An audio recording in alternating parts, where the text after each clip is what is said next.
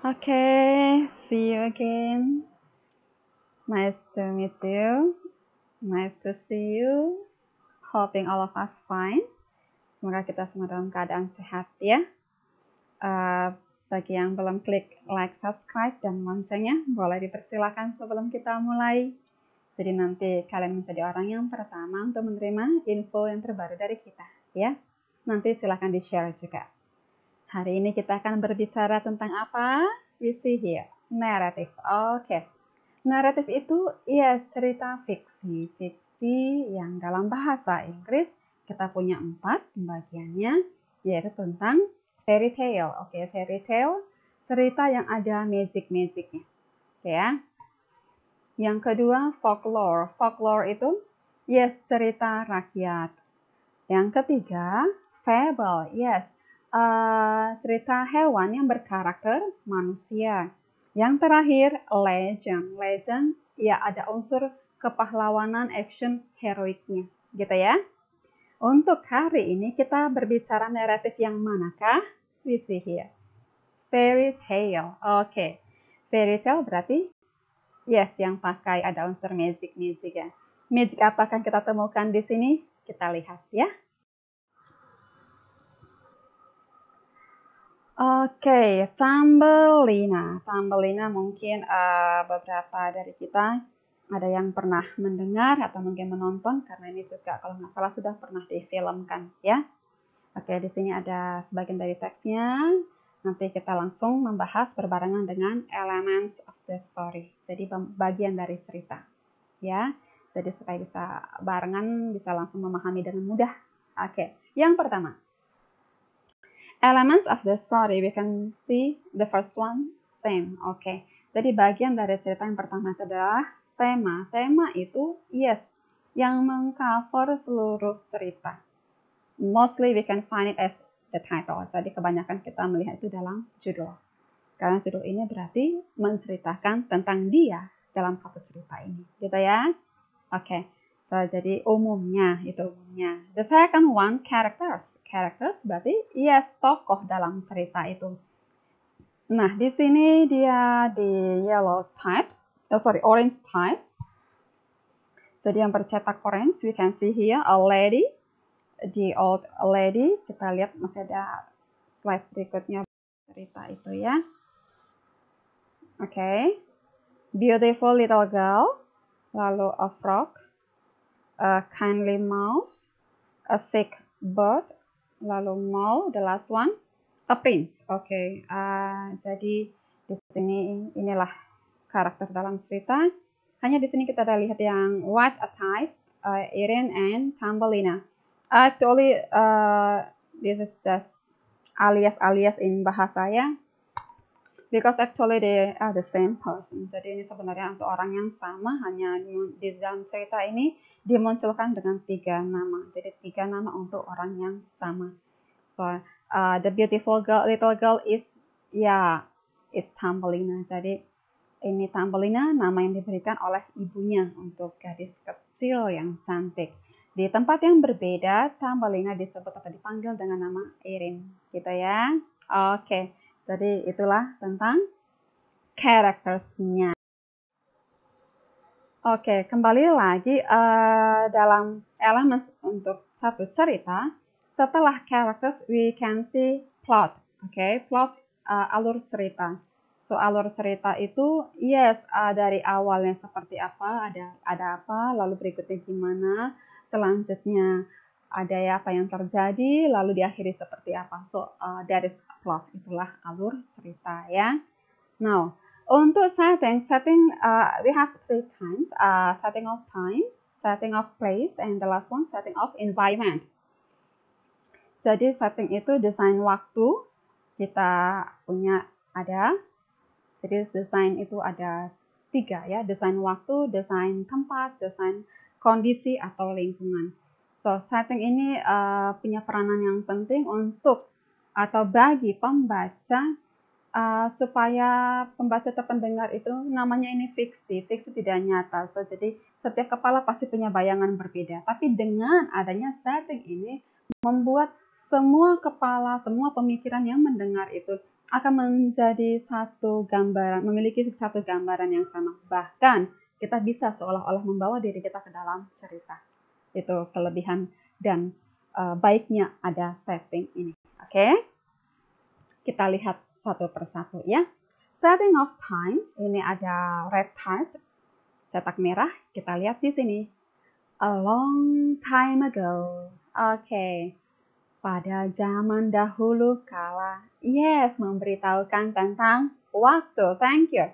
Nah, berikutnya apa lagi? Setting of place. Oke, desain tempat. Desain tempatnya gimana? Yes, far, far away. Oke, jauh di seberang sana. Oke, menunjukkan tempat. Thank you. Now, the last one, setting of environment. Untuk keadaan atau kondisinya ya. An old woman who was sitting in her rocking chair thinking how happy she would be if she had a child.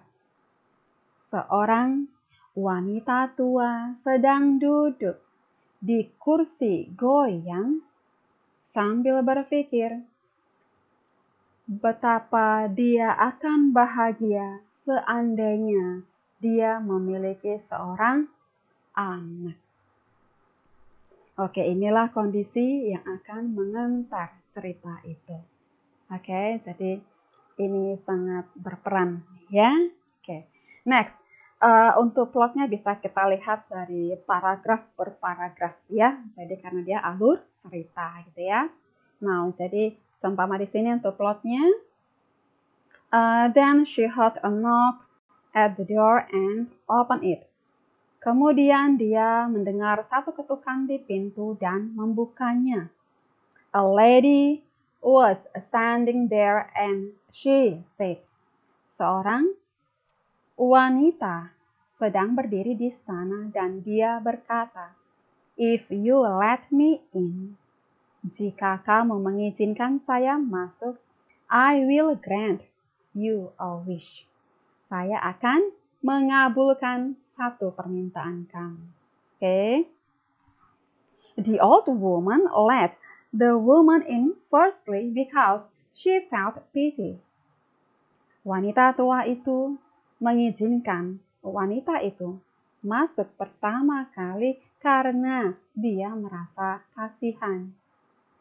Secondly, because she knew what she'd wish for a child. Yang kedua, karena dia tahu apa yang dia inginkan, apa yang dia minta. Seorang anak. Sudah mulai berasa alurnya? Oke. After she washed up the lady and fed her, setelah dia membersihkan wanita itu dan memberinya makan, she saw that she was really beautiful. Dia melihat bahwa dia sungguh cantik. Oke, jadi bisa dikatakan untuk paragraf 1 ini, yes, pertemuan wanita tua dengan wanita cantik. Oke, the lady slept soundly all night long and then right before she left, she said, wanita cantik itu tidur pula sepanjang malam dan ketika tepat sebelum dia berangkat, dia pergi, dia mengatakan, dia berkata, now about your wish. Sekarang tentang keinginan kamu. What do you want? Apa yang kamu inginkan? The lady thought about most people's wishes to be richest in the world.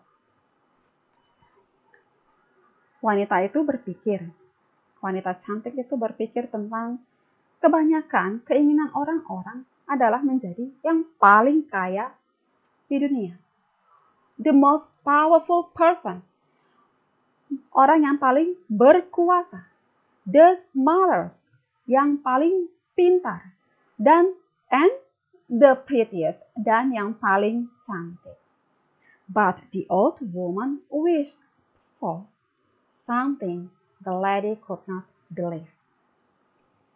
Tetapi wanita tua itu meminta sesuatu yang wanita cantik itu sulit meyakininya. She said, dia berkata, I would like a child. Saya mau seorang anak. Dari paragraf 2 berisi apa? Yes, wanita tua itu mengajukan permintaan kepada wanita cantik itu. Sudah mulai paham? Oke, itulah bagian plotnya ya. Untuk yang seterusnya nanti seperti itu, jadi dibaca pelan-pelan supaya tahu alur ceritanya. Oke, good. We see next. Okay, now we come to the characteristics of narrative ya. Jadi kita masuk pada ciri-ciri dari naratif atau cerita fiksi. First, past tenses. We see here tenses. Jadi bukan past tense tapi past tenses. Artinya semua tenses dalam bentuk past. Kita mungkin bisa temukan dalam naratif. Kita buktikan ya. As the red typed, sebagaimana bercetak merah, kita lihat yang bercetak merah. Placed, simple past. Had, told, past, perfect tense, that's good. Was, simple past. Jadi kalau mau diteruskan lagi akan ketemu yes seperti ini simple past ya. Jadi yes, took, simple past. Jadi kebanyakan itu memang dia adalah past semua karena dia tidak nyata. Cerita fiksi tidak ada yang benar isinya. Artinya jangan pernah menyentuh area present. Karena kalau present itu, yes, nyata dan sekarang masih oke, ya. Nah, tapi di dalam sini, dalam dialog kita bisa ketemu yang presentnya, yes, like this one, you will be a perfect bride for my son, you see, will be. Yes, unfortunately, this is direct sentence. Ini kalimat langsung. Ya, kalimat langsung itu bisa ada, bisa tidak. Karena kalau dalam naratif, itu umumnya seperti satu laporan saja. Ya, jadi mainly report. Jadi hampir seperti laporan. Nah, jadi ini boleh ada, boleh tidak. Jadi hanya seperti mengulang percakapannya, tapi bukan satu yang kewajiban. Jadi untuk itu dia tidak terlalu berpengaruh. Lagian di sini karena memang dia yes, dikemas dalam bentuk direct speech, ya, kalimat langsung. Jadi yang menjadi perhatian kita adalah yes, isi cerita aslinya, utuhnya, tanpa ada dialog langsung. Oke, good. Next, the second one, the characteristics of narrative. Moral value or moral lesson or lesson of life. Jadi yang kedua dari karakteristik atau ciri-ciri naratif adalah yes, pesan moralnya. Pelajaran kehidupan yang kita dapat dari cerita tersebut. Ya, karena naratif itu cerita fiksi tidak nyata. Lalu apa peranan dia sebenarnya?